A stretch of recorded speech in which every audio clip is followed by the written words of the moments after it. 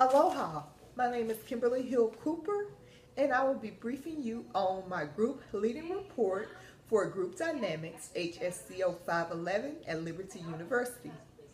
My group is JFMP, which stands for Junior Female Mentorship Program.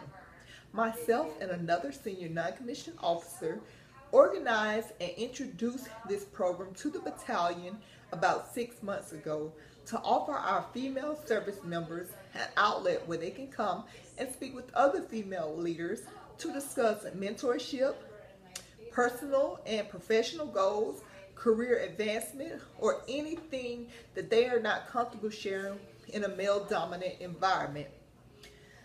We do consider the group a closed group because we don't allow males in and we don't allow senior non-commissioned officers in unless they're doing the briefing. Therefore, our service members can feel comfortable sharing with us as well as sharing with the other females that are in the group. My group was held on December 6, 2017 at Richardson Theater, which is located on Fort Shafter, Hawaii. The theater can hold about 500 people, so space wasn't an issue for us. However, I chose to set the group up on the stage. It was 20 participants. I utilized 5 tables and 4 chairs at each table. I had my projector along with the screen, my computer that I use for slides. At each of the tables, I had their name tape, which included their name, rank, years of service, and the section within the unit that they work in. I also, at the beginning of the class, I gave everyone a journal. So they bring that journal to each class and they can share what they've written in their journal, or they put important notes from the meetings in their journals. And it's just something for them to keep and something for them to reflect back on. I also always place a stack of index cards on the table, and I required everyone to write on the index cards. The cards are for if they want to share anything confidential that they don't want anyone else to know, and they want to speak with myself or the other co-leader in private, they can. But I make everyone write on it and turn it in at the end of class in a box that we have. And that way no one can use process of elimination when trying to figure out who wrote what, because sometimes that happens. Another way of trying to keep the group confidential and secure. The group has been meeting for 6 months, and all roles and rules were really addressed within the first 2 classes. So for this one, we didn't have any issues, but of course we went over the military customs and courtesies.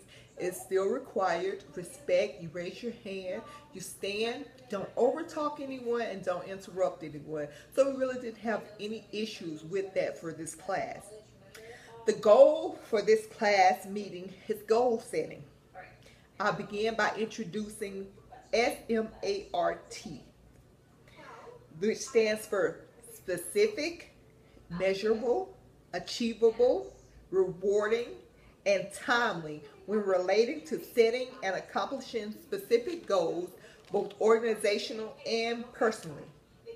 You know, with the new year approaching, everyone always sets a goal and wants to achieve a goal, but sometimes that goal is not thought of in the SMART way. The meeting's objective was to make sure that soldiers learn how to realistically plan and work towards their chosen goals. As far as group dynamics, content, and process, all soldiers are familiar with one another, so although they work in different sections, they know of one another, so it wasn't hard to get them to speak out in the class. They did have to warm up to one another in the beginning, but now we don't have that issue as much. I started out by using a round for this group, so on the whiteboard I wrote the word goal, and then by the time I wrote the word goal, they were already reaching out, throwing goals out there. So that was, allowed me to see that they were actually engaged, and they even shared personal goals that they're working on. And I became engaged by using key titles to allow us to think of other possible goals outside of losing weight, save money, and be healthy. For example, like to save money, I would use keywords like buying a house, investment. this was a way for them to think about why they wanted to save money, or how much money did they want to save. What was their goal in the overall scheme of just saving money? Self-assessment, I think I did pretty well for this class. It's something that I was very passionate about, so I think I did pretty well. I utilized my co-leader when soldiers had questions that I didn't know the immediate answer to, and that way she could research a question instead of us stopping class, and they can have an answer by the end of class instead of waiting a whole month to get an answer on something they're probably going to forget without that time. Time was the biggest issue for us for this class because of the engagement and how they were giving us a lot of feedback. We ran out of time, so we had to cut it short, but I know it's so much more that we could discuss with this class.